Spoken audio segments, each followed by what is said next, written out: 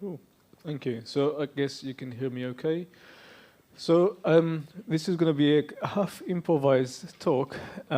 It's basically a Frankenstein talk that I composed from many different slide decks for different topics that I had. So you're going to see also the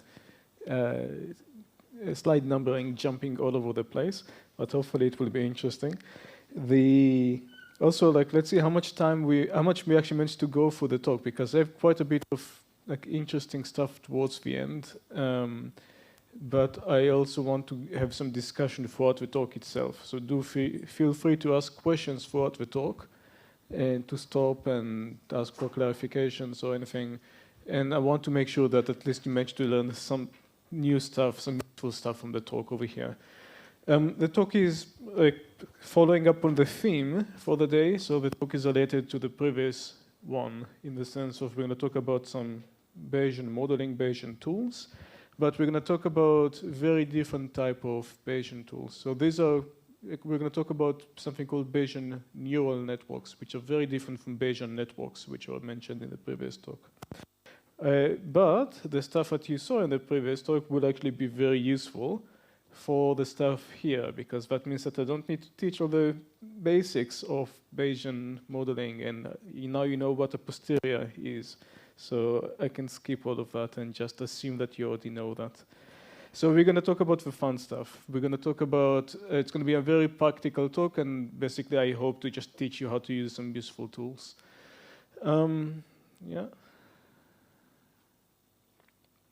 Nice. Okay, so just to get everyone on the same page in terms of notation and stuff like that I'm going to use in my slides over here.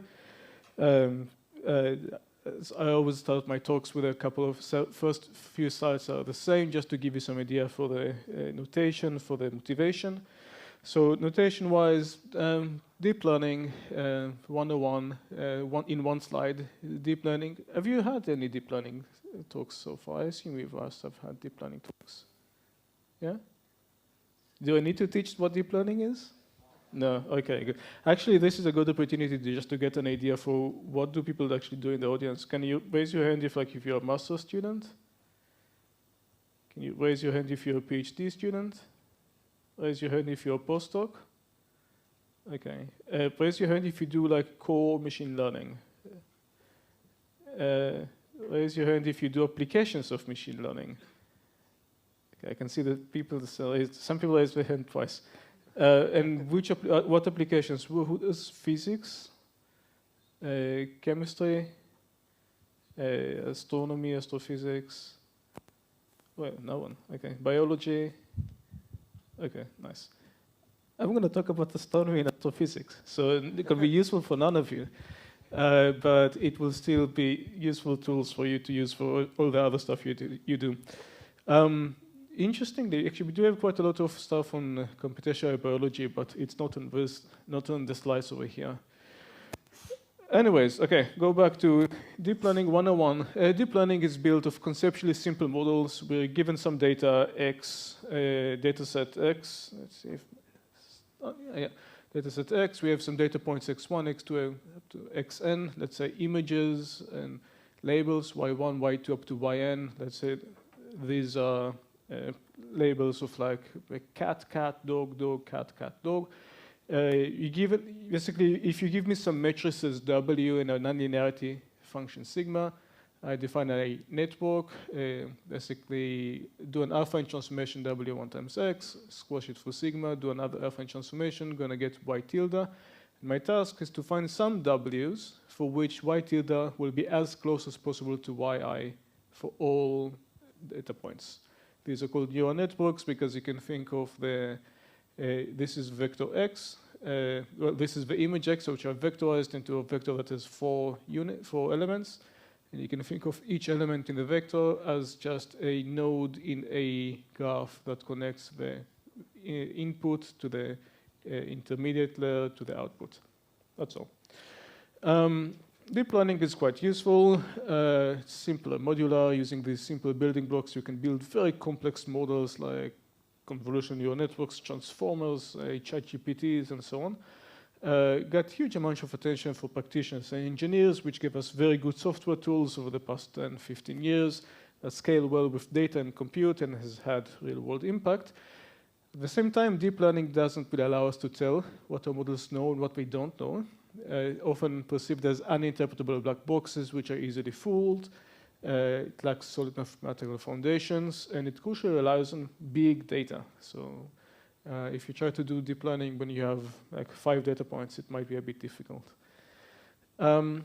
Surprisingly, notion of uncertainty, the topic of this talk is uncertainty in deep learning. The notion of uncertainty allows us to tackle these challenges over here. So why should we care about uncertainty? Let's say that you have an idea for a startup and you want to build a model that people go online, put a picture of the dog, and you classify the dog breed and tell them what dog they have. And then some user, like you're gonna have a user that goes online and upload this picture. Now, I don't know what that is. My model never saw any of these things before. I only trained my model on dog breeds. What would you want your model to do in this case? I don't know about you, but I wouldn't want my model to force this, whatever that is, into a dog breed. I would want my model to say, I don't know. I've never seen this thing before, and I'm not going to give you an answer. This sounds like a contrived example, but we have the same issue appearing again and again in physics, in decision-making, in life sciences, and so on. In life sciences and so on. If you give me uncertainty, I can also give you an insight into the black box when the model fails. I can tell you where the model doesn't know what the answer is. This is actually an example for work that we've done in autonomous driving, where the first part of the autonomous driving pipeline is a segmentation task, where the model is given a picture from a dashcam in the car, and it needs to segment each pixel into, is it a pedestrian, is it the car? And this is the uncertainty map from that segmentation that allows us to say where the model is confident. You can see the contours, and you can see regions where the model doesn't know what the segmentation should be. It gives you an insight into where the model fails. You can even use that to tackle adversarial examples, which I'm not going to talk about. And lastly, we need much less data if you only collect data where the model is uncertain, when the model doesn't know what the answer should be, which allows us to avoid wear and tear in robotics, wasting expert time in medical analysis, and so on. We're going to talk about this actually quite a lot. I'll talk about this actually as well, specifically. Okay, second big pillar in machine learning is Bayesian modeling. So how do we talk? You talked about uncertainty. What is uncertainty? The language of uncertainty is probability theory. And specifically, I'm going to talk about Bayesian probability theory that has its foundations in the 1750s. The previous talk mentioned Reverend Thomas Bayes. When we applied, which actually turns out to have lived in a place just nearby Oxford, not far away from Oxford. When we apply Bayesian probability theory to information engineering, we get Bayesian modeling, where instead of just trying to model a single set of parameters, we're trying to find the set of parameters that maximize probability of the data, maximum likelihood. We're trying to find the distribution of all possible parameters conditioned on the data. If this is if you try to fit a function, neural network, remember, a neural network is just a function, like literally what we had over here. A neural network is just a function from x to y.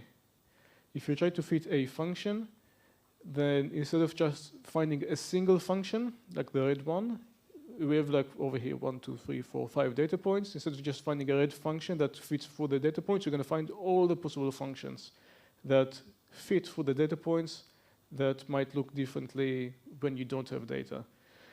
That's basically what we try to do in Bayesian approach to deep learning. Bayesian approach is built on solid mathematical foundations.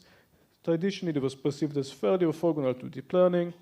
Over the past, I don't know, 7, 8 years, we've had lots of research trying to tie these things together. I'm going to give one simple example of doing that. There's been a huge amount of research giving lots of different approaches, but I'm actually going to cover a lot of these things, a lot of the recent approaches at the end of the slides, if we have time. But over here, just to give you a concrete idea of what that looks like, I'm going to talk about a simple way of getting uncertainty in deep learning, which is like one of the most naive ways you can do that, which is relying on stochastic regularization that you usually use in almost any deep learning model, whether it's batch norm, dropout, or whatever you want.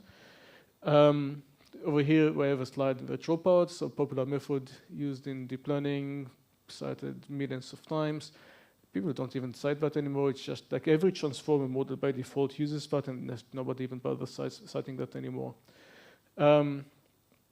What it does, remember, this is the neural network that we had. Each node over here is just an element in the vector. So we basically multiply each element in the vector with a draw from a Bernoulli distribution.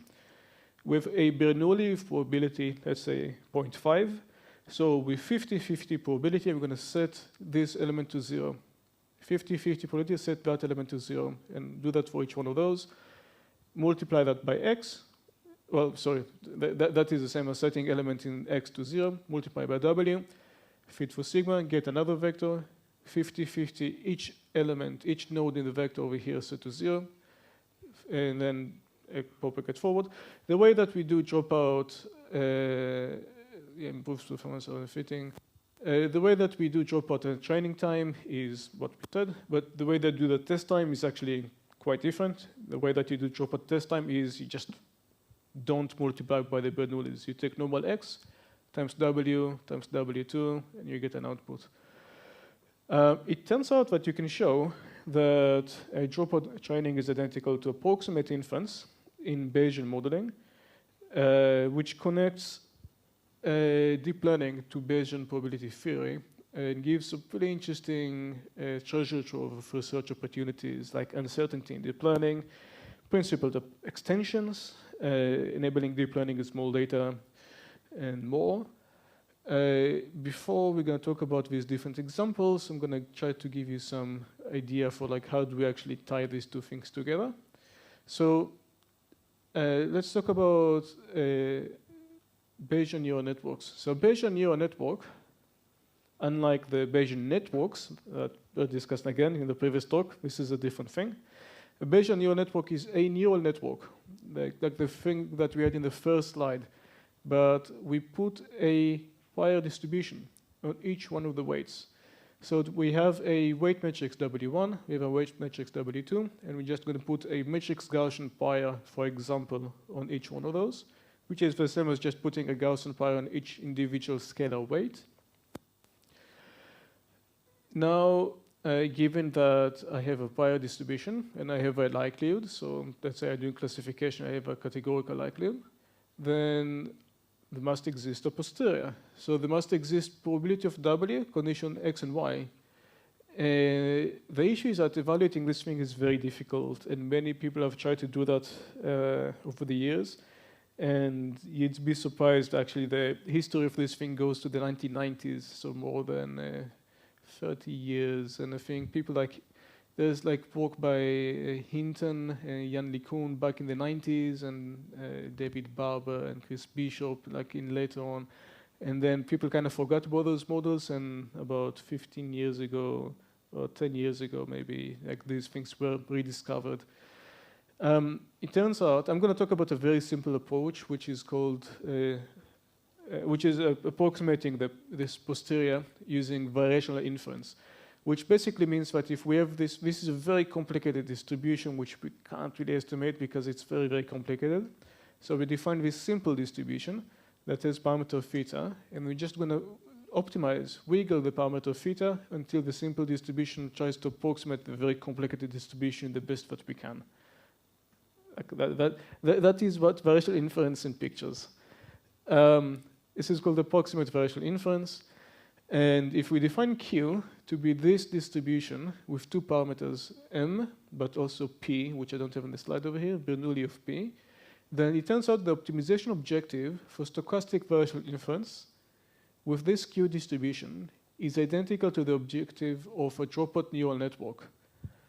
That basically means that if you sit down and implement approximate variational inference in a Bayesian neural network with this Q distribution, you will be implementing dropout training line to line. which has some interesting implications. That basically means that we can get uncertainty in any model that has dropout or any stochastic any stochasticity for that matter, with some caveats. Fairly simply, I'm not going to talk about this picture. Instead of talking about this equation, I'm just going to give you the actual code to do that, which is these 4 lines of Python to get uncertainty from your neural network, assuming that you actually tuned your dropout probability correctly. So basically what you do is you do dropout at test time. You, on the same test point, you repeat with the same input point 10 times, and then you collect a bag with those 10 different predictions, and you look at the mean and sample variance for those 10 different outputs, for those 10 different predictions in the same X. That's all. Any questions so far? Question over there? Sorry, if you could go back a couple of slides. I didn't understand why, like, if it's so hard to model the posterior, how can we manipulate the other distribution to approximate the posterior? So I don't have the equation for that over here, but if you look at the objective that we have for approximate Bayesian inference is basically minimizing a Kullback-Leibler divergence between Q and the posterior. And the Kullback-Leibler divergence can be estimated tractably by sampling from Q and then evaluating the likelihood of the model over the samples from Q. I will have some equations later on that might make it more clear, but I don't really have I don't plan to go in detail into that in this talk. If you want, I can give other resources at the end. Thank you very much. More questions? It's on the last slide you showed. You said you what is like is 10 times enough to get like a reliable standard deviation? It depends on the task. It depends on what you're trying to estimate. It depends on the complexity of the function and the dimensionality of the data. So when I say 10 times, it's mostly just like define, for your own task, define a metric that tells you whether the uncertainty that you get makes sense. We're going to talk about that later. And then try to figure out what number. Like, is 10 enough? Do you need 100? Do you need to use maybe a different approximation, which is better? It basically depends on the task itself. Thanks. So does dropout come at any cost? For example, does it break invariance or equivariance in like deeper networks? Equivariance of what? So maybe as an example, in molecular modeling, you have some featureization and then followed by a deep network, and then the constraint is that your deep layer should be invariant. So even if you change your input, your deeper layer should be invariant. This is a longer discussion, but I've not seen this used a lot in molecular modeling because my hypothesis is that it breaks some sort of invariance that makes it not, that comes at a cost, but have you thought about this? Actually, I have a slide at the end talking about this. Is the audio okay? Okay, yeah. Talking about inductive, talking about incorporating physics prior knowledge into models for uncertainty estimation. Not about dropout specifically, whether that breaks dropout, but that's an interesting question. Maybe we can discuss it later. I would speculate it shouldn't, because what it does is just the same. Like it, actually, you can actually see over here. Doing dropout is exactly the same. Actually, maybe this picture. No, this picture. Doing dropout is exactly the same as just changing the weight matrix W. So doing dropout is the same. If you have any neural network and the neural network preserves some invariance or equivariance, then presumably if I were to take that weight matrix W and change one of the elements in that weight matrix to be 0, the same equivariance should be preserved. And this is basically what dropout does. It just sets a row in the weight matrix to be 0. I agree with that, except that you're changing it in every try, right? Like in every evaluation. But we can discuss this in more detail. Every single forward pass should preserve the equivariance. Yeah. I would say that the average of those should also preserve the equivariance, but we can discuss it later. Thank you. Any other questions?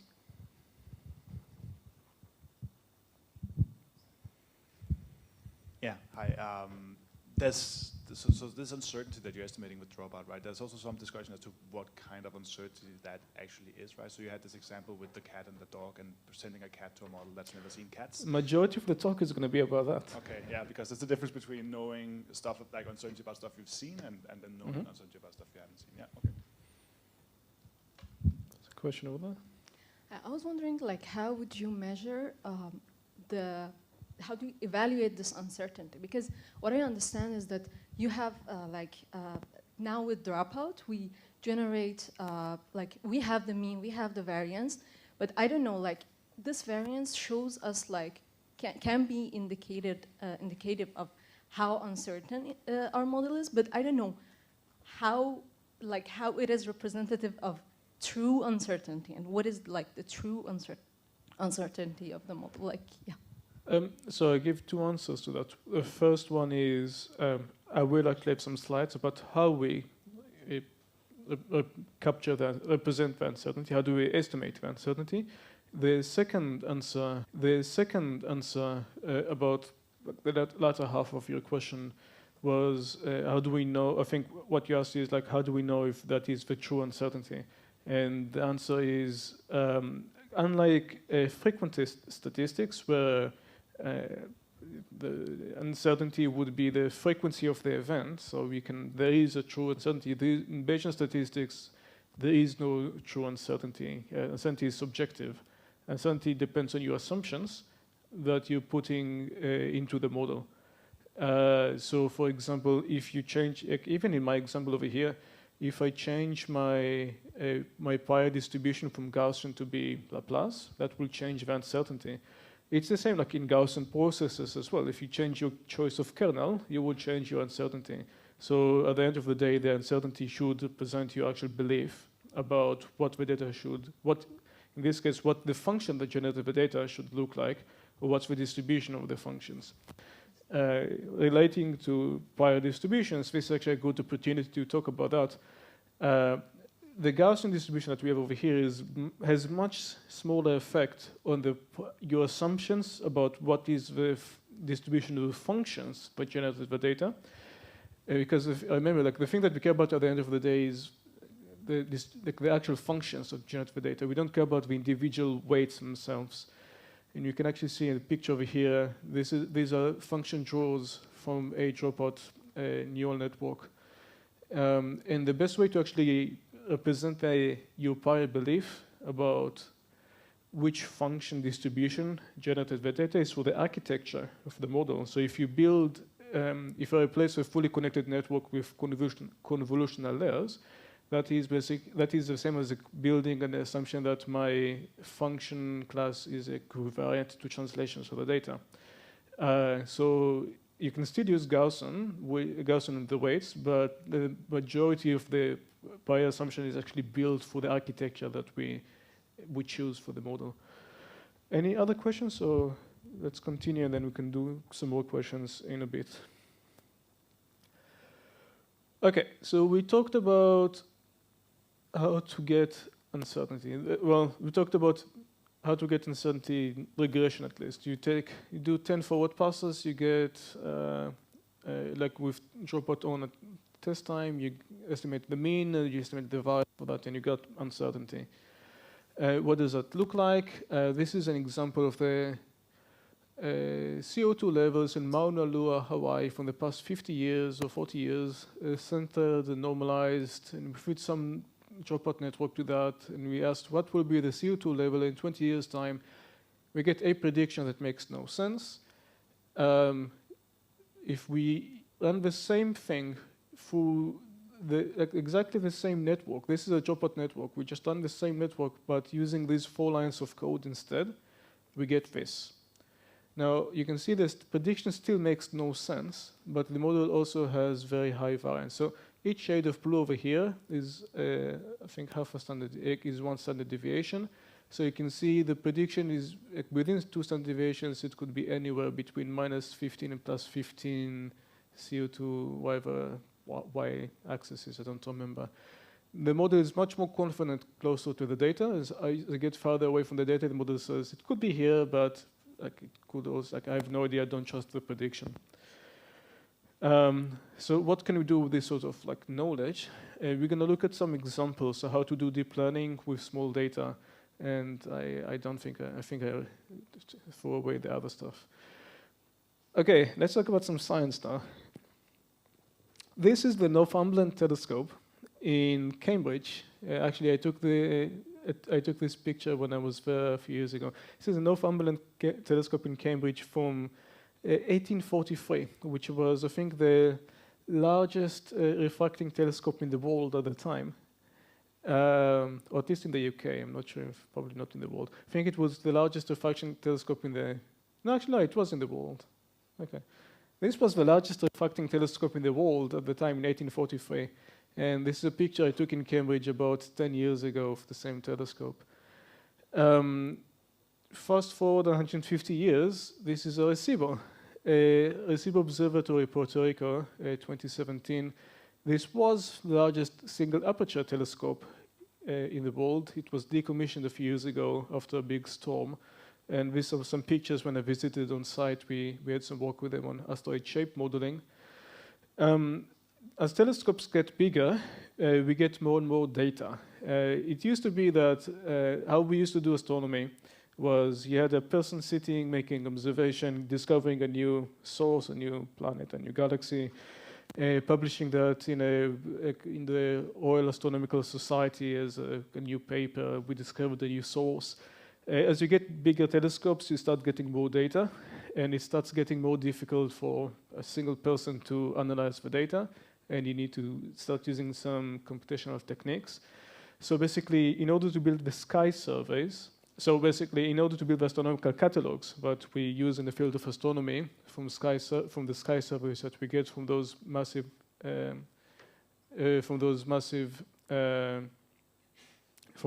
telescopes, people started using citizen science approaches, where they get volunteers to sit down and label different sources of galaxies.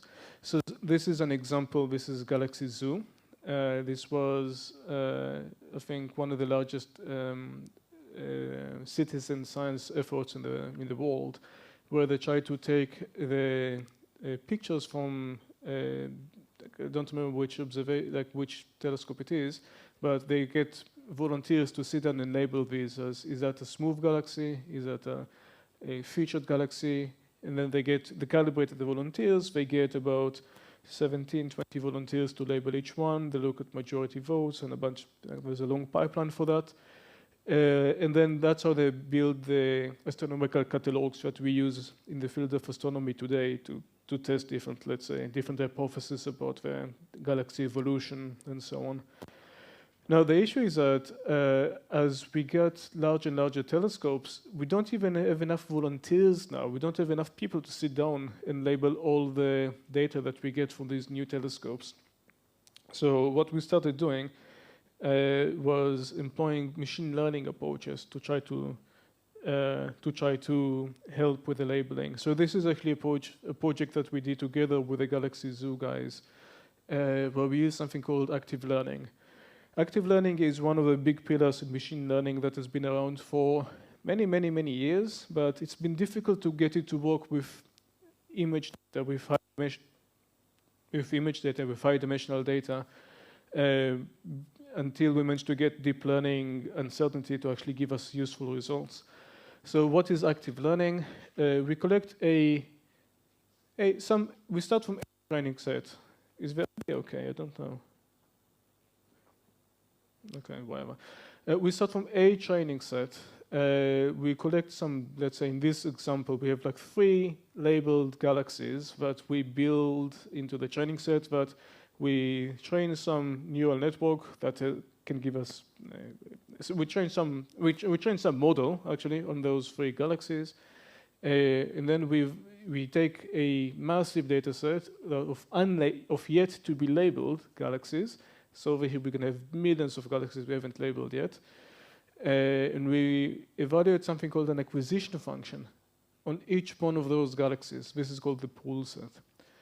Now we take only let's say the 2 galaxies with the highest acquisition value, and we ask an expert to label those galaxies, and we move them to the training set.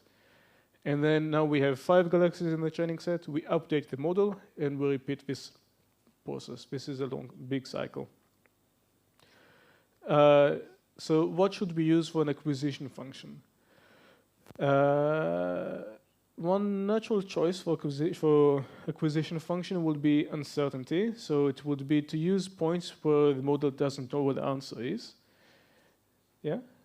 Okay. So to use points where the model doesn't know what the answer is, but then we can ask what type of uncertainty. There are different types of uncertainty, like was aleatoric uncertainty that captures noise inherent in the data itself. There's epistemic uncertainty that captures the model's lack of knowledge when the model might have different possible answers, different possible hypotheses about what the answer should be. So over here we can see at the bottom 2 examples of this. On the left we have the model is very certain what the function should be, but it just says the data is like it says like I know the data is noisy, but I'm very certain that this is the underlying function. And on the other hand, over here we have some data over here, we have some data over here, we have a gap. The model says I'm very certain what the function should be here and here, but over here I have multiple possible hypotheses for what the function should be, and basically you have a large gap over here. So we talked about how to estimate uncertainty in regression. So we said, oh, let's just take the variance of those 4 different functions. But how do we get this uncertainty in classification? This actually turns out to be very not trivial. And it's not something that I think is often taught in machine learning courses. There are different measures of uncertainty that we can use from the field of information theory that will be well-grounded and will have different properties depending on what type of uncertainty you want to quantify, you want to estimate. Each one having different desiderata. So let's look at some useful tools, and I'm going to try to give an answer to some of the questions earlier as well. So I'm going to give a bit more technical explanation now. If you don't follow that, it's fine. If you want to understand what different ways of estimating uncertainty and classification are, then this actually might be very interesting. So just as a quick recap, entropy function is the negative of the sum of the p log p. In the language of what we talked about so far, we have, well actually this is just generically for different outcomes. X, you look at the probability of the outcome times log probability of the outcome. In the binary case, we have just p between 0 and 1, and the entropy is highest when p is uniform at 0.5, and entropy is 0 when we are 0, when the p is 0 or p is 1. When we're basically we're very confident that the answer is either yes or no for the variable x. Mutual information of random variables x and y might be less familiar to you guys, to people in the audience. So we have mutual information of x and y is the entropy of x minus the expected condition, well, expected entropy. So it's basically taking the entropy of x for x conditional y, and then we average that for all the possible outcomes y. Basically, it says how much information on x we would get if we had observed y. I'm going to give you a better way, a more intuitive way to try to understand that in the context of Bayesian neural networks specifically. So entropy for Bayesian neural network, so we condition on some test point x star, and we want to find what's the entropy at that x star with data. We have some data set D. The entropy in that case would be the sum. Again, we're doing classification, so it's the sum of all the possible classes. If let's say we're doing classification cat versus dog for the model, so probability of the output being a cat. What's the probability for a cat for this x star log probability of the model classifying cat for this x star? Plus, what's the probability for the model assigning the class dog for this image x star times log of that probability? And these are the predictive probabilities. So this is after we already average the model over the Q, over the posterior that we have. I'm going to have some pictures explain that in a second. So we're going to come back to this slide in a second. The information gain, or the match information, between the model parameters W and model output Y. So these are we're looking at the match information between the two variables. In our case, the two variables are the model output and the model parameters. Condition on some input location would be the predictive entropy. So it will be the entropy at that X star minus this thing. What this thing is, this is the entropy of a single function drawn from the network. And then we average those entropies with respect to the posterior. We're going to, again, I'm going to unpack this fairly dense slide in a second. We're going to come back to that in a second. But one thing to observe in the meantime is that match information is an entropy minus a positive number. So the match information is always bounded between, is always smaller or equal to X. And you can also see, or can also show it's always larger than 0. So match information is bounded between 0 and the entropy. Okay, so this is a more concrete way of actually looking at what the slide that we had before. So let's just focus on this slide for now. So the predictive entropy, this is what the equation that we had before. How do we estimate that thing? So to estimate that thing, we take the stuff in yellow, which is a predictive distribution, which is, again, the previous talk that we had. We just, predictive distribution is just you integrate the likelihood of the model times the posterior. And that is something that we can estimate using Monte Carlo integration. In concrete terms, what that means, it's that you do dropout at test time, you sample a function, and then you're going to get a softmax vector for that function. You just do a dropout at test time, you get a softmax vector. You do dropout at test time again, you get another softmax vector. You do that 10 times, and you average the 10 softmax vectors. That is the equation that we asked earlier about how do we estimate those things. And then you feed that average softmax vector into the entropy equation. Now, when would that thing be high? When is entropy high? Entropy is high when the average of the softmax, when the average of all the softmax is near uniform. That's the equation, the picture we have over here. So it means that the entropy will be high either when we have inherent ambiguity or when we're far away from the data. For example, if we have inherent ambiguity, that basically means that if every single softmax vector was 50-50, 50-50, 50-50, then averaging all of that will give us 50-50 vector, and then entropy will be high. On the other hand, we could also have high entropy if half of the draws said, oh, this is definitely a dog. Half of the draws said, this is definitely a cat. Then the average of those will be 50-50, and then entropy will be high. I have some pictures. Maybe let's go to the picture and then come back to the equation. So picture, we have two functions that we drew from the dropout neural network. So basically that means that we did a single forward pass, we got this function. We did another single forward pass, we got this function.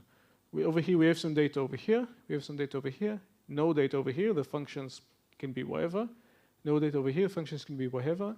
And we have some data over here, and all the functions basically transition from 0 to 1, from predicting dog, dog, dog to predicting cat, cat, cat.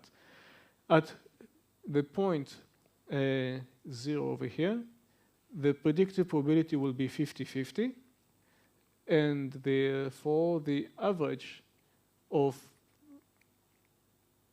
either F1 or F2, averaging both of those functions together will give us 50-50, and therefore the entropy will be high. So the model will have high uncertainty over here. Over here would have high uncertainty. I have a picture for that. Yeah, over here I have high uncertainty for the 50-50. And at the point over here, one model says, oh, this is 0-1. Another model says, oh, this is 1-0. And averaging both of these will give us 50-50. And the entropy again will be high. Any questions so far? Because I want to make sure that at least this is useful, like at least this is clear. I don't know if I should try to explain those slides better or I should just like skip only to the pictures and skip the mathematics. Is mathematics useful for... Actually, okay, let me ask you a concrete question. Is anyone actually following the mathematics? Okay, so not that bad. I thought it's going to be bad. Worse than that. Any questions? What? Yeah, go ahead. So I had a question on, so you said the tails are always high uncertainty, not the tails, but the out of distribution points are always high uncertainty. Is that a function of your activation function? Because empirically we have observed, like at least I have observed, I won't say we, is that when you go far away from your training data and you use an activation function that decays, then you, for example, like a tanh, then you get like all of those functions collapse into one part and then you get zero uncertainty there. So this works for things which are near the origin, but when you go completely out of distribution, you fail. I'll give you an even better example. If you use something like a radial basis functions, then as you get farther away, then all of them will be zero, and then all of these functions will be the same.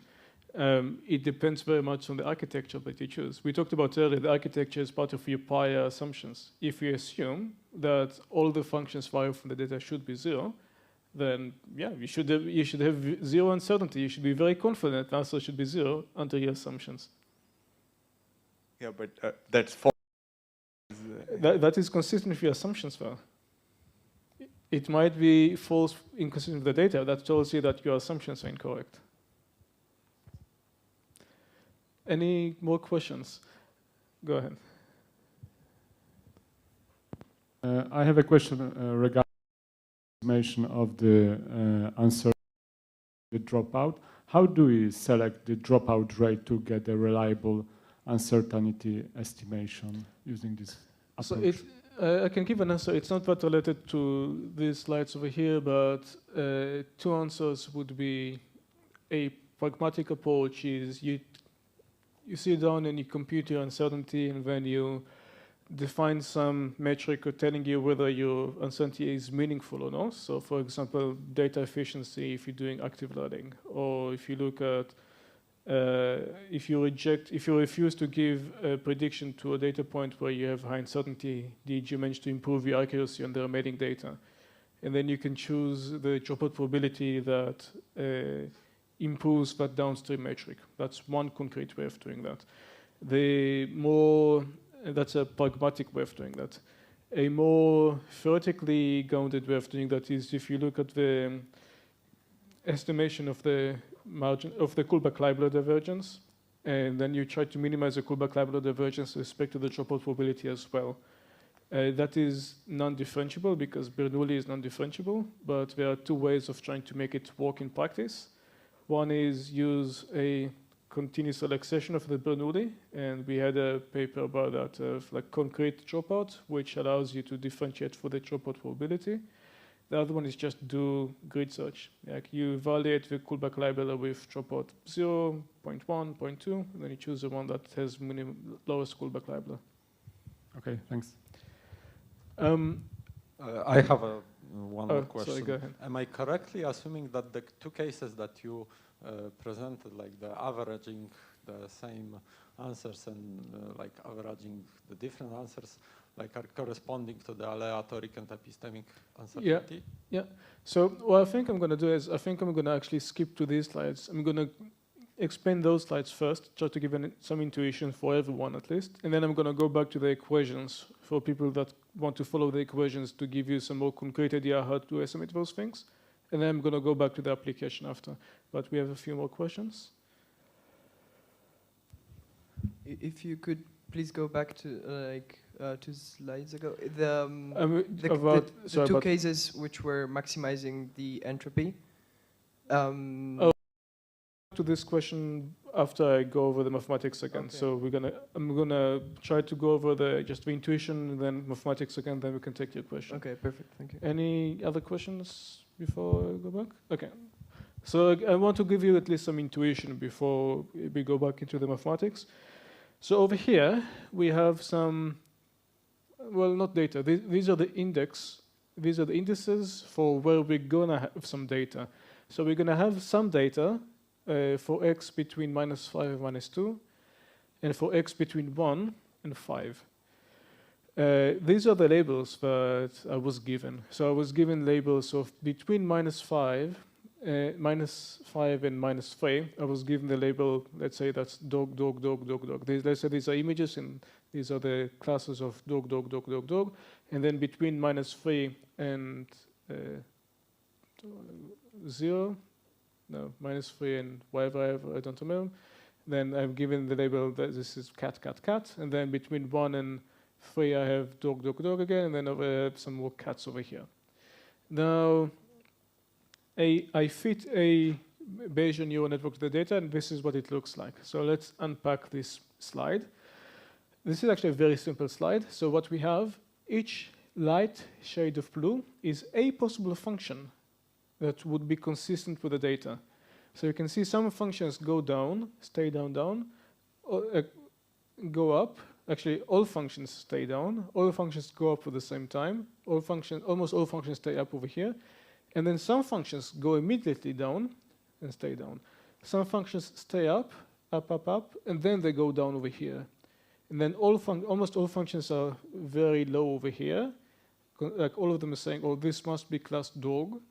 And then all functions, again, at the same time go up, stay up, and then some functions immediately go down, and some functions go down slightly later, and some functions continue staying up. Actually, quite a lot of functions continue staying up. You can see there's quite a dark blue over here.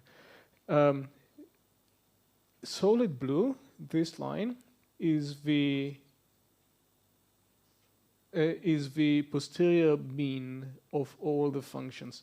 So this is basically for each x location, for x equals 0, I take this blue function, this blue function, this blue function, that one, that one, that one, average all of them together. I'm going to get x equals 0.5. So y equals 0.5. For x equals 2, I'm going to average all those functions together. I'm going to get y equals almost 0. For x over here, I'm going to get y equals almost 1. Interestingly, for x equals -3, average all the functions, I'm going to get x is exactly 50-50. So you can actually see that we get y is exactly 50-50. You can see that we get y 50-50 in two locations here, where all the functions agree with each other that the prediction should be 50-50, but we also get y equals 50-50 here, where it just happens to be that half the functions say it should be a cat, the image should be a cat, and half of the functions say the image should be classified as a dog. You can ignore the red line. It's just begun through the data distribution. Any questions about this picture? Good. Okay. Sorry, 1 second.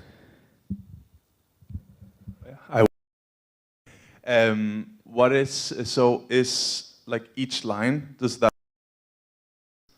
one like the function that one dropout will create? Is that the intuition here? Yeah, so literally how I generated this plot, the other plots, this one is slightly differently, but how you could generate this plot is you fix a dropout mask, you feed in x equals -6, -5, -4, -3, and then you draw that, and then you're going to get a single thin blue line.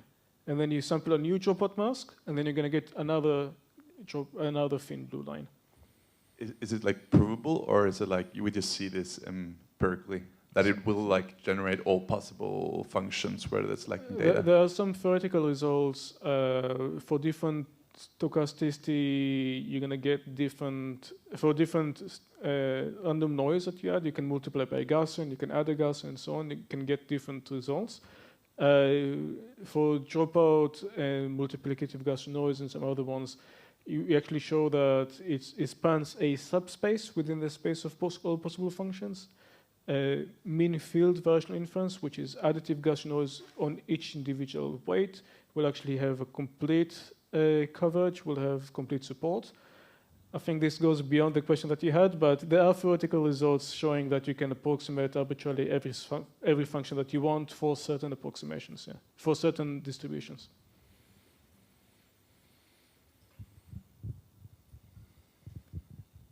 You had a question? More questions? So I'm not really sure why. I'm not really sure if I understand why do you need Bayesian neural network here and not the ordinary one? What's this? So an ordinary, if I just did a deterministic ordinary neural network, this plot will just look like. Well, actually, this plot will just literally would look like one of these thin blue lines.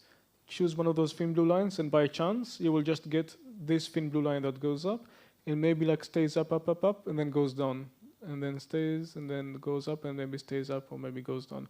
You wouldn't know that actually it could have also gone down. Like if I had a deterministic, like we can actually show you that. I can actually show you that a deterministic neural network would just converge to, it will just choose one of those thin blue lines at random, and it will give you that. I hope it's clear why it's really bad to just be given one of those thin blue lines, because being given this thin blue line should have no preference over this thin blue line. You actually want to know that it could have also been that other thin blue line. You want to know that there are multiple hypotheses that would have been consistent with the data. How much is the computational cost related to the uncertainty we want to convey? Like, what is a good ratio in your opinion? If we have to train all these networks rather than training one? This is training a single network. This is just evaluating it at test time with 10 times more expensive at test time compared to having a single evaluation at test time. And it depends on the application at the end of the day. If you have an application where having uncertainty is crucial, because otherwise you're going to spend a lot of time doing experiments or getting humans to label data or something that would have been, or giving bad recommendation to a patient, then you would trade off different approximations that might be even more expensive than this one, with that, but might give you even more useful uncertainty or even better uncertainty estimation than or worse uncertainty estimation. So it's a spectrum basically between how much computing resources you put to the quality of uncertainty you're going to get. Thank you. Yeah, sorry. What would be like the intuitive difference between like these Bayesian neural networks and just doing like fitting deterministic neural networks on bootstrap data? So there's actually theoretical connections between bootstrapping and Bayesian neural networks, and different subsampling techniques for bootstrapping corresponds to different priors, and there are some statistics results on that. In practice, when you try to use bootstrapping, it doesn't work well. Empirically, it seems to not work well. That's what I can say. There are other approaches that you can do, which is not bootstrapping, which is just naive ensampling. We just train the same network 10 times on the full data set. But that one has no theoretical justification compared to bootstrapping that does have theoretical justification. And that one actually has the same issues as what you mentioned, that if you use something like an RBF network, it will just give you like the same function again and again. We're actually going to mention those at the end of the talk as well, if we have enough time. How much time do we have left? Okay, go ahead. So I just want to know that the place that we don't have any data, and then we average it and see that we reach a place that is a 50-50, we do that because we want to know where our neural network can say that I don't know anything about this place. That's what we would want to do, yeah. So what the desiderata that we have, what we would want the behavior to look like, we would want, when we don't have data, we would want one dropout pass to be up here, and want another one to be down here, and another one to be like that. Because the fact that we're all over the place is what allows us to say, actually, there's very high variance. I don't know what the answer should be. Do I understand correctly that because of the connection that you showed between dropout training a neural network and Bayesian neural networks, we can get this plot for any normal neural network by applying dropout during test time? Yes, with some small caveats about how you tune the dropout probability. Okay, thanks.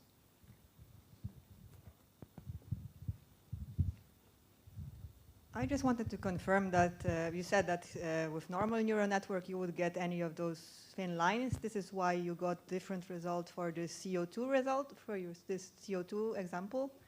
Because you showed that before calculating the uncertainty, you had like a straight line, and for the uncertainty, you had the results, they were like rising. Yeah, some of the, I'm not going to go all the way to the start, but yeah, some of them, in the, what you mentioned, some of them would have gone like that, and some of them would have gone like that. And then that's the thing that gives us the high variance in that first example. Thank you. So yeah, so the uncertainty envelope and the multiple chores are the same thing basically. It's the uncertainty envelope is actually just is still estimated based on the literally the variance of the empirical estimates. Can I just check, in terms of your acquisition function, you'd want it to be high at 0 but not at -3 and 3 because like that's different types of uncertainty? Well, okay. Maybe maybe we should go back and actually discuss that, because I think we have good enough intuition now that we can actually discuss the different types of uncertainty, and we can go back to the mathematics, because mathematics literally do what we talked about in the intuition over here. So let's go back to the mathematics now. And then we can take some more questions after that.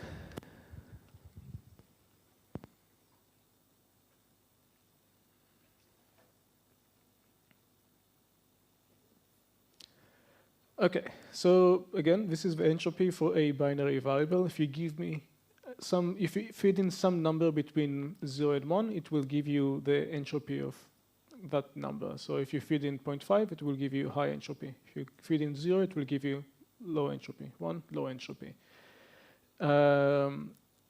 The predictive, okay, this green thing is the thin blue lines that we saw before. So each W that we sample, actually I want to go to this slide, yeah. Each W that we sample from the Dropout neural network, we evaluate the model prediction with that W, which is, like we sample W hat from the Dropout distribution, and then we evaluate the function with those weights and compute the softmax. We get the probability vector. And then we average those probability. I'm literally walking backwards in the slides now. And then we average those probability vectors. And the average of those probability vectors is the Monte Carlo estimation of this equation. And this equation is just the likelihood times the posterior, which is the same as integrated over the parameters, which is the predictive distribution. And then we plug that into here. We get the predictive entropy. So if we take this thing and we plug that into the equation, we get the predictive entropy. And this thing was the thick blue line. So where is it? It's here. So each thin blue line, we average the thin blue lines, we get the thick blue line, and then we compute the entropy of the thick blue line, and we actually get this plot. So in blue over here, that's the entropy of the thick blue line. And you can see the entropy of the thick blue line is high at 0.5. Sorry, it is high at -3, where we have 50-50. -3, 50-50, entropy is high. It's high at 0, where we model predicts 50-50. Like the average of the thin blue lines is 50-50 again, and the entropy is high. And it's high at +3 as well, where, again, we have all the models predict 50-50. Let's go back to the mathematics. This is not good for my neck. Okay, so yeah, we've done that. Let's talk about do you have the Mitchell information also? Okay, the Mitchell information was in this equation. The Mitchell information is, we take the predicted entropy we just looked at, and we remove from that the entropy of each individual dropout network. So we take a single dropout network, we compute the entropy for that network, we average the entropies themselves, and then we look at the difference. So what is the entropy, what is the average of the entropies themselves? You know, it would be really nice to just have plots for each one of those individual equations. But let's try to do that. So I take this network, which is like high, high, high, high, high, then low. And we look at, let's look at point 0. So at point 0, we have value 1. So the entropy should be 0. Now I take this network, which is like low, low, low, low, low. Entropy of that is 0. Entropy of 0, again, is 0.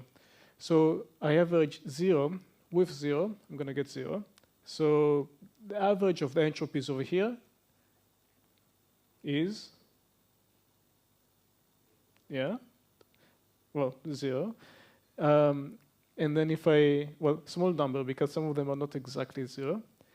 And then if I remove a small number from high entropy, I still have high mutual information. Let's look at this thing, what happens over here. So over here, I have every single network goes for the point 50-50. Let's say I choose this network. It's high, and then it's 50-50, and then it stays high. Entropy over here will be will be high. It's not exactly 1, but will be high. I take another network. I take the low, low, low, and then goes up here, and then goes down again. What will be the entropy over here? Yeah, so the average of all the entropies will be high. And actually, the average of all entropies will be the same as the entropy of the thick blue line. And when we remove one from the other, we're going to get the low mutual information over here. So the mutual information will be low, will be very small, when all the thick blue, all the thin blue lines agree with each other, even though they go for the point 50-50. Whereas the mutual information will be high when the thin blue lines disagree with each other, and one says, oh, it should be high. Another one says it should be, one thin blue line says, oh, it should be dog. Another one says it should be cat, and so on. What's the difference between the data over here, like the predictions over here and the prediction over here? Prediction over here is every single function says, every single model that you're asking, every single hypothesis says, I'm certain they should be 50-50. So I'll give you an example. What does that actually mean? Okay, let's go back to the start of the talk. I want to give you a picture to show what it means. Here. So what does it actually mean? So over here, I have, they talked about the classification of the segmentation example. I only have the uncertainty map itself. I don't have the data, but what the data looks like is, you can imagine there's a car here, there's a road here, there's a sidewalk here. And let's look at this pixel over here. If I ask you to sit down and label this pixel, this is the road, this is the sidewalk. What would you label this pixel as? Well, like maybe you would label that as like sidewalk because it's a bit on the sidewalk side. And then ask the person next to you, how would that person label that pixel? They might say, it's probably the road because it's a bit darker. If you ask 20 people to label the same pixel over here, they're going to give you 50-50. They're going to say, half of them are going to say this is part of the road, half of them will say that's part of the sidewalk, part of the sidewalk, part of the road. That pixel would have high label noise if you literally collected 10, 20 labels for that. But another way to look at that is if I just collected one label for that pixel from you, but then asked you to label the pixel next to that, and then the pixel next to that, and then you would say, well, this pixel is looks slightly more like the road. This pixel looks slightly more like the sidewalk. But all of those pixels are basically the same. The model basically ends up learning that as far as the model is concerned, those pixels look the same. And you gave it, well, that one is that one was that. The model just ends up predicting 50-50. The model will be very confident. Every forward pass you're going to do for the model will very confidently predict 50-50. And you will end up having the example that we looked at where all the functions agreed with each other going for the 50-50. So this is an example of the aleatoric uncertainty I mentioned. So let's go back to the thing.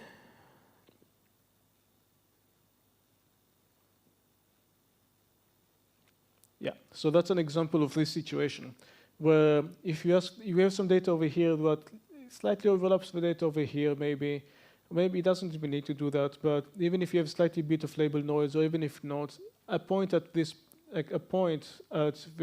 x equals minus 3, the model would say, well, it could be either this class, either a dog or a cat. Another way to think about that is these are continuous functions. It must go for the point 50-50 in order to go from this class to that class. Therefore, it must have some point where it would say 50-50 it would say this is a clearly ambiguous point.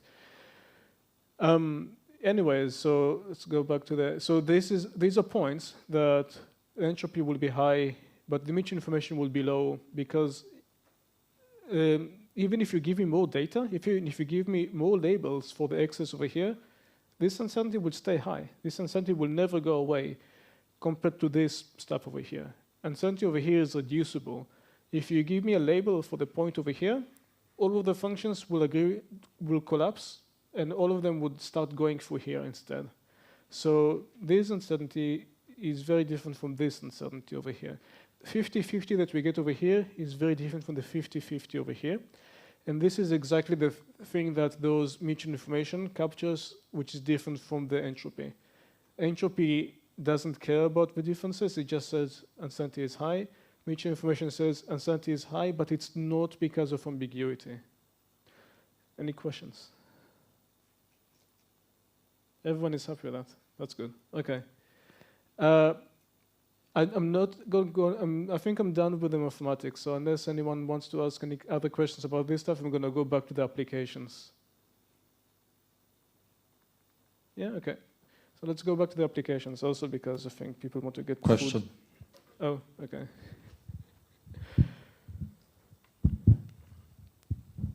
Could you linger on the concept of mutual information a little bit longer? What is the word mutual for there? So it's mutual information between two random variables, between the model parameters and the model output random variable. So that's the equation I had over here. If you want to read more about that, then I would suggest reading David Mackay's book, Information Theory, which will cover that, as well as Bayesian modeling and lots of other random stuff very well. I want to go back to the application because I think we're going to have to skip the second half of the talk so you can get some food, so you can get lunch. I'm going to try to do maybe 10-15 more minutes. Okay, so we talked about predictive entropy. Okay, just to remind you, we talked about active learning, and we talked about different ways of deciding what should we acquire in order to improve the model performance if we want to decide what data we even need to label to do machine learning. And we said there's different types of uncertainty. Mutual information will tell us if the uncertainty is high, like in here. Entropy will tell us if the uncertainty is high, like in here, or high, like in here. So which one would you want to use for your active learning? Well, yeah. If you were to use entropy for active learning, then you might end up acquiring the same point again and again and again and again, because the uncertainty will never go away. Whereas if you use mutual information, the uncertainty will decrease after you acquire that point. So we're going to look, actually, no, this slide. So we're going to look at 3 different acquisition functions for active learning. Predictive entropy, mutual information, just a baseline, which is a uniform acquisition. So just some toy experiments over MNIST, mutual information in machine learning community, specifically in active learning community is also called BOLD. So I'm going to have BOLD in some of the slides. Bayesian active learning by disagreement. It's when you use mutual information for active learning, people refer to that as BOLD. Predictive entropy. So for MNIST, it seems to work. Both of these seem to work okay. I don't care about MNIST that much. This is the example we had in the introduction. So if you want to do melanoma diagnosis with a handful of examples, so we do the active learning loop with BOLD. Over here we have uniform. So we have the AUC for the classification. You can see that as I think we acquire 50 examples in each. We start from 300 labeled examples, and then we acquire 50 examples in each case. So we end up with a data set of 500 images. And you can see how when we actually use active learning to decide what data to acquire, we converge to better, for the same amount of data that we need to sit down and get an expert to sit down and label for us, we get much better performance within the standard error. And more interesting than that, the active learning actually chooses all the interesting cases. So on the y-axis over here, we have the positive examples acquired. So in many applications, the data is actually very much not balanced. So the melanoma diagnosis example, a very small fraction of the patients are actually positive. Most patients are negative, which means that if I were to randomly sample a collection of a sample of the patients, and I'm going to sit down an expert to label those patients, most of them, the expert would label no melanoma, no melanoma, no melanoma. Whereas if I use active learning, the fishing for all the interesting examples that are very different from what we've seen before, the model actually samples a much, finds all the interesting cases, finds all the positive cases as well as some of the negative cases, and actually has a much higher prevalence of the positive cases end up in the training set. Question?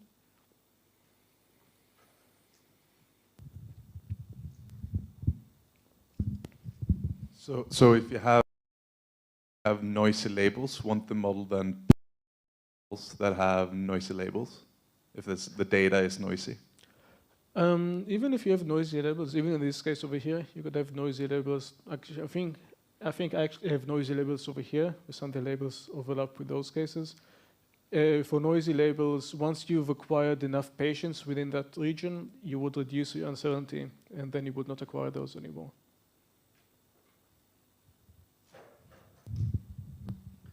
Do you think that this uncertainty thing can be applied not exactly to active learning, but for example to transfer learning and knowledge distillation, for example, where... Let's come back to that at the end, because at least I want to finish the active learning stuff, and then we can just open it for questions. So going back to the Galaxy Zoo example, we worked with the Galaxy Zoo guys and actually ended up publishing this in the Royal Astronomy Society, worked with a student, Louis Smith, Mike Wolmsey, in the Zooniverse Citizen Science project, where we actually sat down and built active learning pipeline into the system, into their own pipeline. So volunteers now actually get served examples based machine learning system. So now if you go on this largest citizen science project in the world now use this system. So if you go and volunteer to label data, you actually will be served data by the active learning system. You will be served data where the machine learning model says, I don't know what the prediction should be. And then you help with the labeling, and then the system gets retrained, and then only the next data that system doesn't know gets served to the volunteers. And you can actually see some really nice plots over here. I don't think, well, let's look at this one at least, which is the RMSE as a function of data, showing that you need half the amount of data to get to the same performance if you only label data where the model doesn't know what the answer is. And again, this is a similar plot to what we looked at with the melanoma case. So this is the example of the data that we acquired. When we randomly acquire data, we mostly end up giving to the volunteers to label all the smooth galaxies, which are not that interesting. Whereas if you use the active learning system says, I've already seen enough smooth galaxies, I don't care about that, they're very easy to classify. Most of the data is smooth galaxies, I don't need to give more smooth galaxies to the volunteers. Instead of that, it finds all the interesting featured galaxies to serve to the volunteers to get labels for. I had some stuff on batch active learning, but I don't think we have time for that. So let's do some questions instead.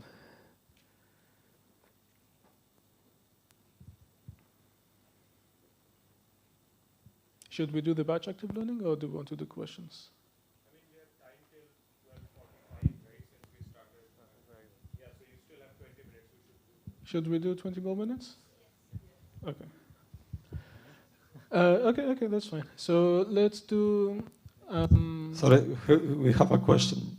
Yeah, go ahead. So with this example, if I got it right, your system is biasing the volunteers so that they label the data in order to reduce the uncertainty. That the eventually. Okay. Well, the model has gaps in the data, and then the volunteers get served data to fill in those gaps. Yeah. Any other questions? Okay. So let's talk about something interesting, which is an extension of some of the ideas we talked about over here. Still active learning.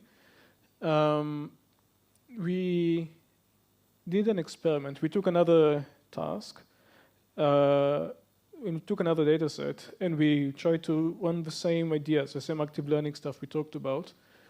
And we found some really interesting observations. We found that the active learning by disagreement stuff that we talked about actually underperformed compared to just randomly selecting data. So over here, you can see within the standard error that we have random actually performing kind of the same, and then actually starts outperforming. And we were very curious what's going on. So actually, I'm curious if anyone in the audience can spot what's going on. Based on the equations we talked about before, can anyone guess what's going on here?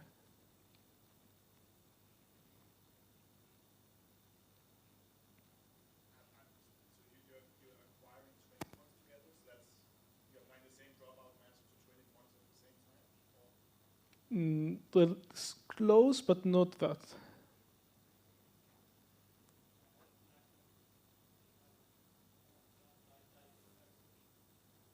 So again? Lack of diversity. Also very close. Okay, so I'm going to give you an answer because we have two different suggestions which I think actually give the correct answer from two different perspectives. We actually compute stuff incorrectly. What we talked about before, we talked about mutual information. How do we acquire 20 points when we did those experiments over here? So when we acquired 20 points, what we did was we compute the mutual information for point 1, and then we compute the mutual information for point 2, and we compute the mutual information for point 3, and then we rank all the points based on mutual information. And then we took the top 20 points. Taking the top 20 points is the same as defining this batch acquisition function. So defining an acquisition function over batches instead of over individual points, and then taking the sum of the mutual informations for each individual point. That is exactly that. Mathematically, that is equivalent to taking the top 20 points, where you just do mutual information for each point by itself. That is not the same as computing the mutual information for the set of points. So the joint mutual information for the set of those 20 points will be the entropy of the joint minus the expected entropy of the joint, which actually turns out to be a different thing. I have a picture over here. So computing the mutual information for model parameters in x1 will give us this gray thing. Mutual information of the model parameters in x2 will give us this gray thing. Mutual information of W of model parameters in x3 will give us this gray thing. And then we sum the mutual information, we end up overcounting, which is different from computing the mutual information of W and the set of x1, x2, x3.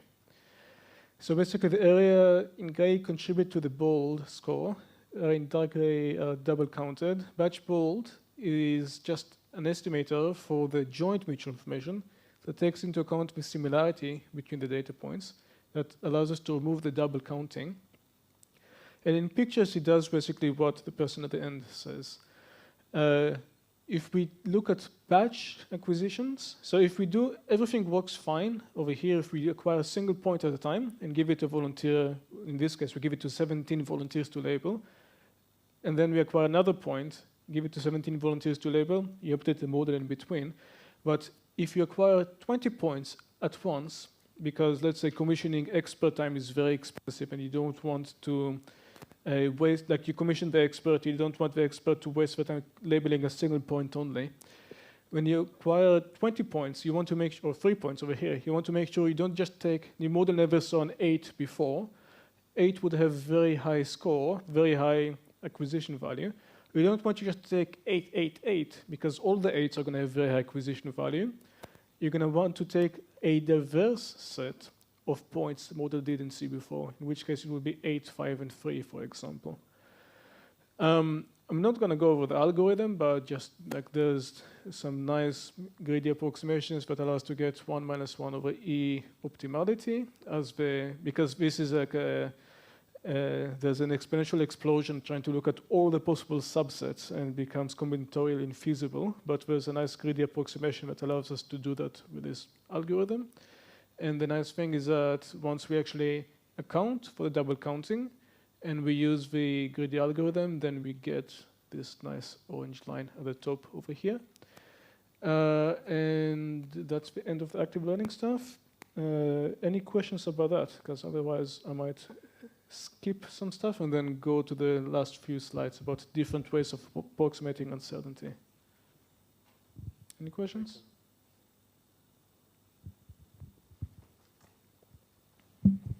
I just have one question. So is it possible to use these methods also to clean data sets? Mm. You can use this method to find data that has ambiguous labels, for example, to remove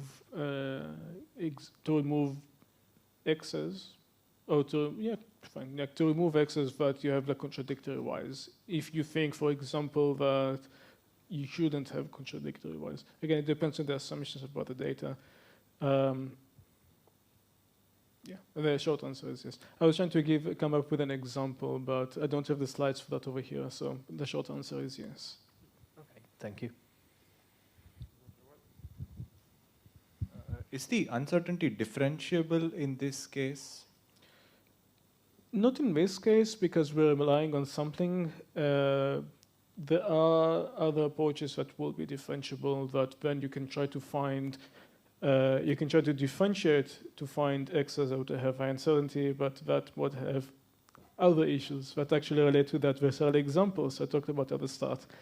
If you remember at the start of the motivation, I had a slide about adversarial examples, which I said I'm not going to get into that. The main issue is that adversarial examples also have high uncertainty. You can use it to detect adversarial examples, but if you try to differentiate the uncertainty to find X's that have high uncertainty, you will end up generating adversarial examples. So they will not look like real data. Okay, thank you. Okay, if no more questions, then I'm just going to skip a few slides. We're going to talk about exoplanets, no exoplanets. Let's talk about how we approach using uncertainty in deep learning for scientific applications. So this is based on an invited paper to Nature Viewpoint. I think it was a Nature Viewpoint for Nature Physics. I don't remember. What do we need to do uncertainty estimation? First of all, we need to understand the constraints of the application that we have. We need to understand what type of uncertainty do we care about. Do we need to estimate aleatoric or epistemic? Do we want to detect outliers, or do we want to clean the data? Or do we want to find gaps in the data? Do we have any constraints about the compute resources? Do we have any constraints? Do we need to be able to do that in a real-time system, like we have high throughput, if we have billions of data points going through this data in real time? Do we have what's the cost of failure? So if you miss an example and you give if you give incorrect uncertainty to an example, to a data point, what would be the cost of that? If you end up labeling a point that you shouldn't have labeled, or if you end up giving a prediction to a patient that is incorrect, what's the cost of that? And so on, because based on all these things, we can choose which approximation which appropriate and set tool for uncertainty we should be using. We need to choose the metric to quantify how well the uncertainty is captured. So aleatoric uncertainty, for example, we would use tools from frequentist statistics like the ECE to estimate is the aleatoric uncertainty that we're estimating good or bad. We can't really use it for epistemic uncertainty because, as we said earlier, it's subjective. It depends on the assumptions that you have about the data. But for that, which is interesting because you can have a model which is perfectly calibrated, which still gives meaningless epistemic uncertainty, and vice versa. And a nice example for that is Gaussian processes again. Gaussian processes, you can get them to be perfectly calibrated, but the epistemic uncertainty might not be useful whatsoever, and also the other direction. So epistemic uncertainty, we often use different metrics to decide whether the stuff that we got is actually useful. So for example, you can look at selective classification, where we look at the model's accuracy evaluated only on the most confident predictions for different uncertainty thresholds in order to define as confidence.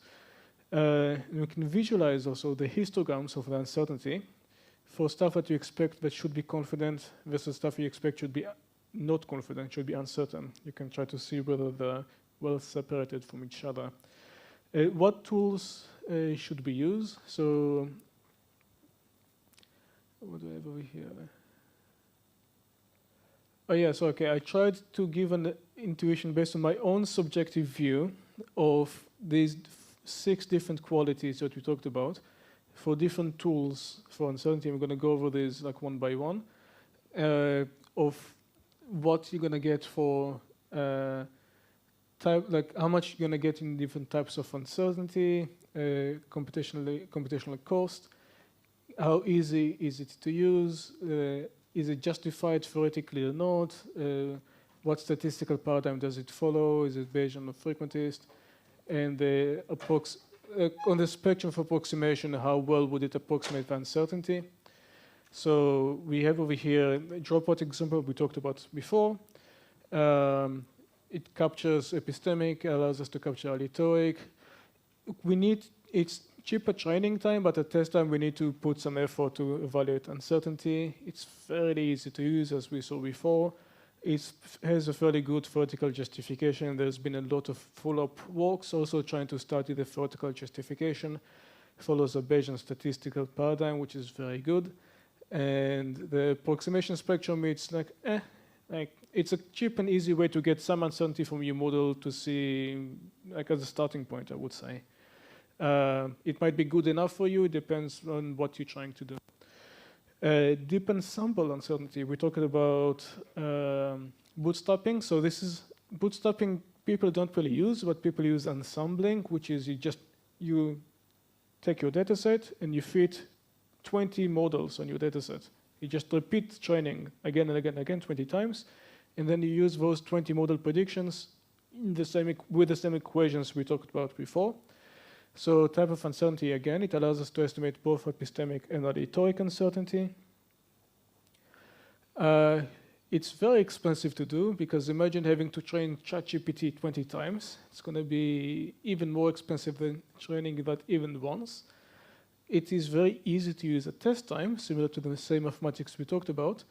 It has almost zero justification. It's basically an empirical approach. There's been a bunch of papers trying to justify that, but the justification that people have diverges from the way that people use the method in practice. So if you want to use there's a paper saying that if you add this very complex penalty that depends on, requires you to do double differentiation, then will be approximation to some Gaussian process. But if you use ensemble off the shelf, it is not theoretically justified. Empirically, it works well, but it's not theoretically. Empirically, it works well, but it's not theoretically justified. And the statistical paradigm, again, it doesn't really follow any statistical paradigm. Hamiltonian Monte Carlo, HMC. One of the things I didn't talk about, but relates very closely to the previous talk. Previous talk was talking about Metropolis Hastings. So this is in the same family as Metropolis Hastings. So again, allows us to estimate all the different types of uncertainty we care about.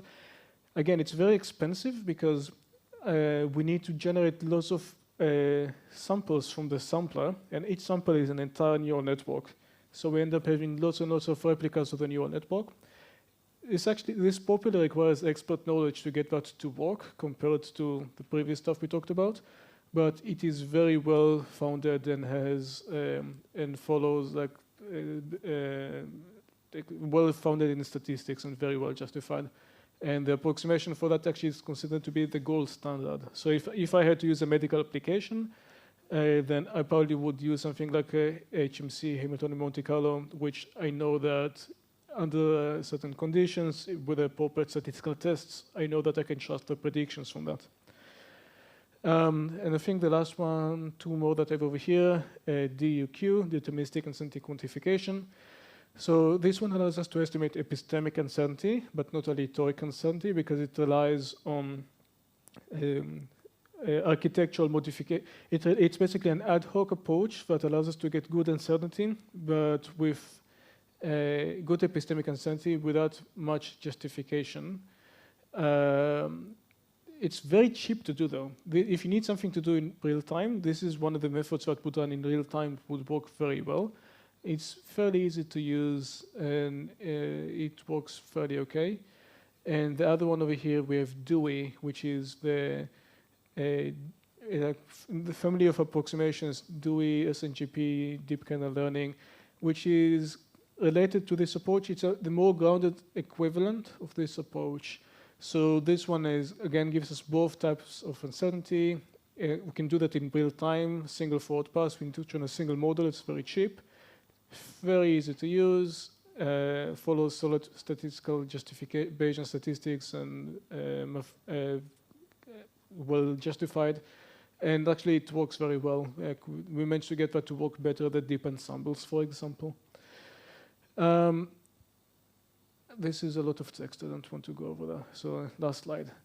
Yeah, so there's lots of exciting research going on in the field and lots of applications that people are using those tools we discussed in scientific applications, in industry, in academia, to deploy robust and safe machine learning in autonomous driving, medical applications, safe reinforcement learning, and much more. Thank you. Thank you.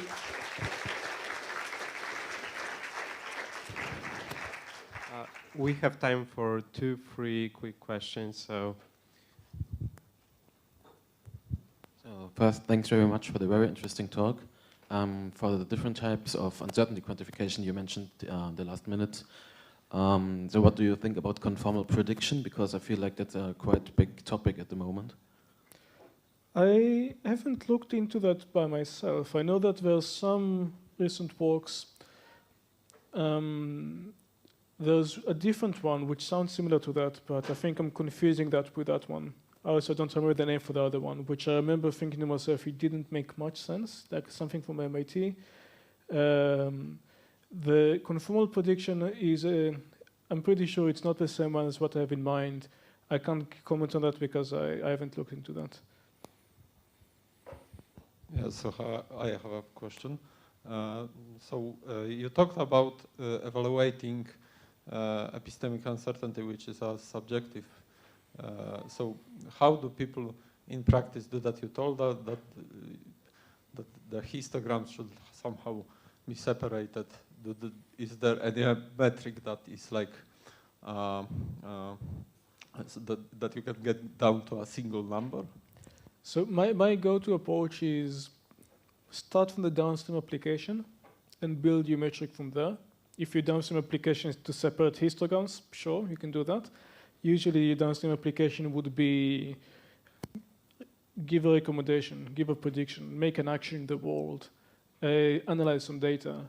And based on that downstream application, I would design a metric that allows me, well, based on that downstream application, I would use the uncertainty in different ways. For example, to remove filter out some data, to collect some more data, to like increase accuracy, or to so on.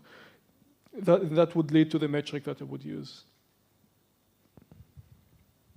I wanted to ask about, like, we're actually using the same metric of uncertainty to measure, for example, when referring to the graph of the functions which are going up and down, points where the labels are overlapping and noisy, and points where there are no data points at all.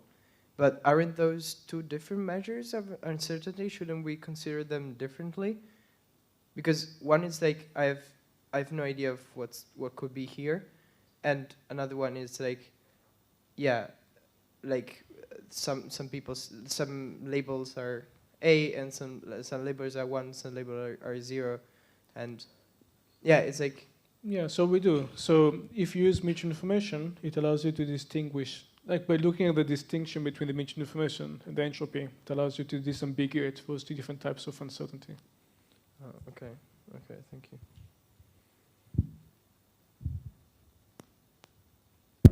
So could we please go back to my question of knowledge distillation? I mean, do you know, like, there are any particular applications of uncertainty to that? Because, like, I think this is actually an open subject for research, because related to that is pseudo-labeling. And pseudo-labeling is you have a pool set, and you generate labels on that pool set, like the active learning example, the unlabeled data set.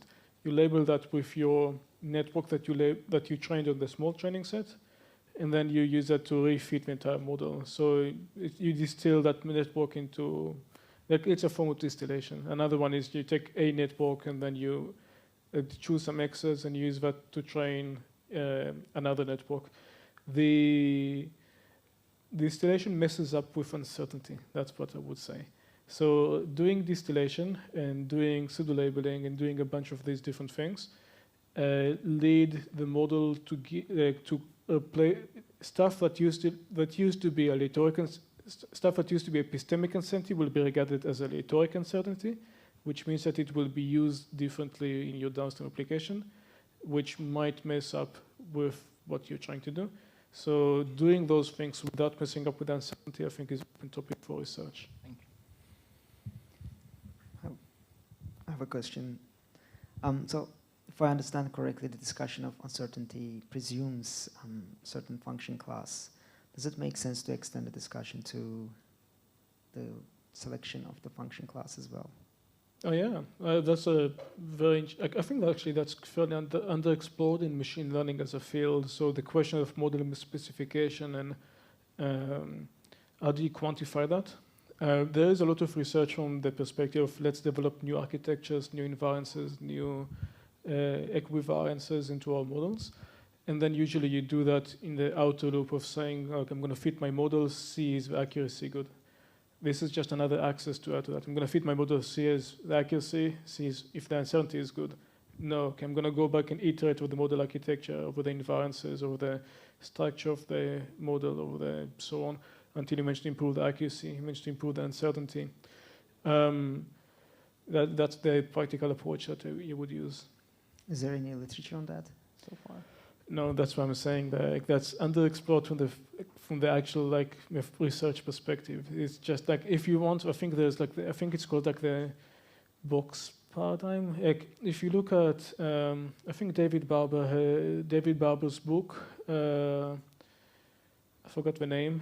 I know that there's some books from the 10, 20 years ago on machine learning, like how do we do research in machine learning, where like the outer loop of actual how we do research machine learning, which you develop, you set up like a training set, a test set, a validation set, you iterate model architecture aspect the validation set, which surprisingly actually all of these are fairly recent ideas. If you look at literature from 30 years ago, people didn't actually do that, and people had papers saying, oh, we should use validation sets only 30 years ago.